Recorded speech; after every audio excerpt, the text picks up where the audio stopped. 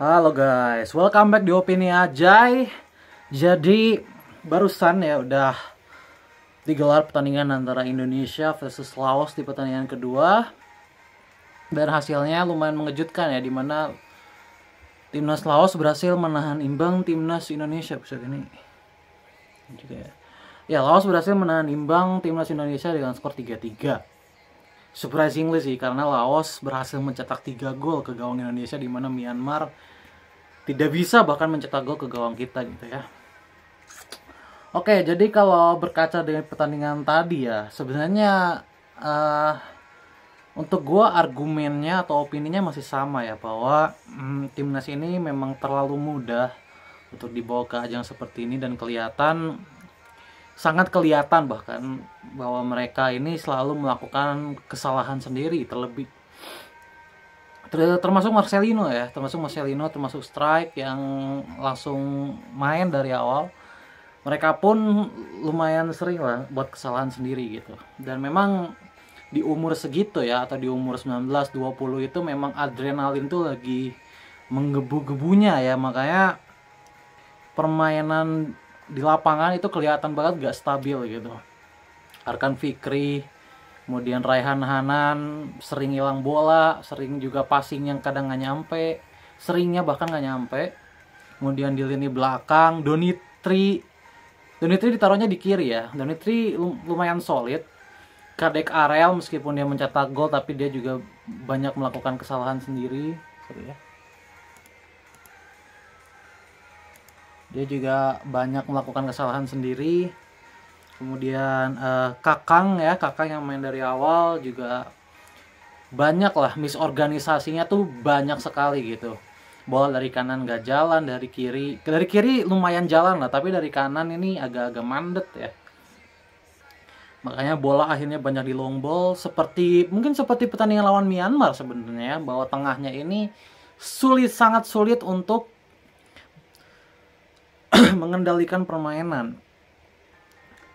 Kuncinya padahal cuma satu ya, bahwa passing akurat, tapi kelihatan banget tadi kontrol passing ini masih menjadi masalah sampai pertandingan kedua gitu.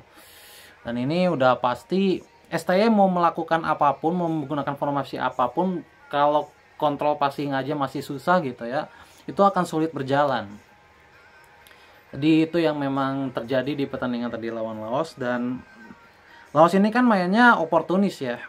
Kelihatan mereka mainnya fast break, langsung ke depan, lapangan tengah di skip, karena mereka pasti tahu kalau mereka main dari lapangan tengah mereka pasti kalah. Makanya bola langsung di skip ke depan, dan luar biasanya mereka berhasil bikin 3 gol dengan cara seperti itu ya. It's lumayan amazing lah. Dan memang kalau melihat gol Indonesia pun kan hampir semuanya dari bola mati ya. At least itu dari lemparan ke dalam, atau dari corner, atau dari, hampir jarang lah yang dari open play ya. Bahkan kalau melihat 4 gol yang kita berhasil sarangkan ya ke gawang lawan, kalau dilihat gak ada sama sekali yang dari open play ya. Semuanya tuh pasti dari kemelut bola mati, atau dari bola mati gitu langsung disambar. Jadi memang open play ini PR banget, terutama lapangan tengah tetap PR. Kalau melihat stok yang ada, katanya Ivar Jenner dan Hafner ini masih akan diupayakan untuk dipanggil ya. Dan menurut gua, terutama Ivar Jenner ini sangat krusial perannya di lapangan tengah. Kelihatan banget di timnas U23. Karena kalau kita berkaca dengan squad ini ya, ini kan bandingannya bukan dengan senior yang di World Cup lah ya, beda. Mungkin dengan yang timnas U23 ya, dimana di sana kan ada Jenner, ada Nathan, ada Marcelino. Di sini kan cuma ada Marcelino aja, dan Marcelino ini kan kadang main di tengah, kadang main di depan. Ternyata tidak cukup Marcelino doang, karena kelihatan banget Arkan Fikri, Zanadin Faris, Raihan Hanan ini masih lack of quality lah untuk bermain di lapangan tengah gitu. Masih sering salah passing, bola seringnya nggak nyampe gitu ya, kontrol juga sulit gitu. Jadi memang diharapkan banget Ivar Jenner, kalau kita manis-manisnya berhasil lolos ke semifinal ya, gue harapkan Ivar Jenner, Justin Hafner ini bisa bergabung ya, karena benar-benar vital banget peran Ivar Jenner dan Nasty Hampton ini, kalau mereka ibaratnya berduet di lapangan tengah, kita kan sudah lihat ya duet Jenner dan Hafner di lapangan tengah di Piala Asia, begitu matang permainan mereka dengan usia yang semuda itu ya. Bola tuh hampir selalu nyampe, meskipun kontrol bola, ibaratnya kontrol permainannya masih agak sulit karena memang mereka masih sangat muda ya, tapi kelihatan banget di kelas Piala Asia pun mereka masih bisa compete gitu, apalagi cuman sekelas AFF, pasti mereka bisa lebih compete lagi gitu kalau di AFF. Jadi ya gue nggak bisa menyalahkan siapapun, dan kita pun harusnya tidak perlu menyalahkan siapapun juga. Jadi memang ini hasil yang memang mungkin banyak yang tidak menduga, tapi mungkin untuk sebagian pengamat atau sebagian orang yang udah sering nonton timnas ya, mungkin hasil ini sudah bisa diterima. Kenapa? Karena memang timnas U22 ini masih terlalu muda, sekali lagi masih terlalu muda, makanya mereka masih terlalu sulit untuk mengontrol situasi gitu. Masih sulit lah mengontrol mentalnya, mengontrol segalanya gitu. Victor Detan main di babak kedua pun gak kelihatan ya. Beda dengan waktu lawan Myanmar, di mana Detan ini sangat kelihatan, sangat memberikan perubahan. Tapi di pertandingan ini ketika dia masuk di babak kedua, dia ikut tenggelam bersama Struijk. Struijk juga beberapa kali terlihat tenggelam, makanya dia coba untuk inisiatif untuk melakukan syuting sendiri, dribbling sendiri gitu. Karena memang kalau kelihat di depan ya, hampir gak ada pemain yang bisa diajak kombinasi. Makanya Struijk ini seperti bekerja sendirian di depan.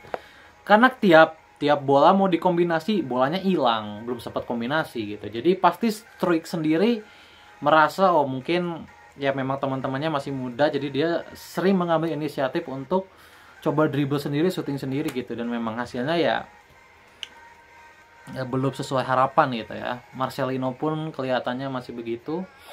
Jadi memang tim ini masih belum jadi ya, bisa dibilang. Tim ini masih belum jadi, masih banyak banget kelemahannya. Dan semoga ini menjadi pelajaran untuk anak-anak muda ini supaya pertandingan nextnya kan lawan Vietnam lah ya. Ini benar-benar tantangan sebenarnya, bisa dibilang tantangan sebenarnya untuk anak-anak muda ini. Bisa nggak mereka dengan usia segitu mengendalikan Vietnam yang kita tahu datang dengan skuad utamanya? Pastinya semuanya pemain senior yang sangat pintar mengendalikan permainan kan. Jadi kalau kita bicara Vietnam sekarang ya, kan Vietnam sekarang sebenarnya udah nggak sekuat kemarin-kemarin ya. Jadi sebenarnya Vietnam sekarang pun tidak terlalu perlu ditakuti ya.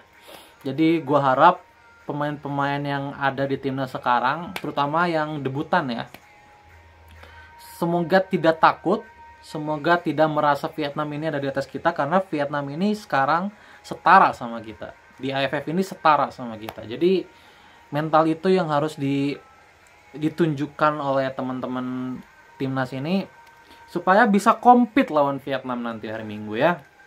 Semoga kita bisa mencuri poin minimal melawan Vietnam untuk memperbesar kans lolos, karena beruntungnya kita lawan Filipina nanti di pertandingan penentu semifinal. Untuk ke semifinal kita mainnya di kandang ya. Jadi harusnya dengan situasi yang ada, kita harusnya punya kans lebih besar untuk lolos dibanding kita gak usah bicara Vietnam ya. Dengan Filipina, Myanmar, dan juga Laos, kita punya chance lebih besar dari ketiga tim itu. Terlebih lagi kita berhasil mencuri 3 poin di markas Myanmar.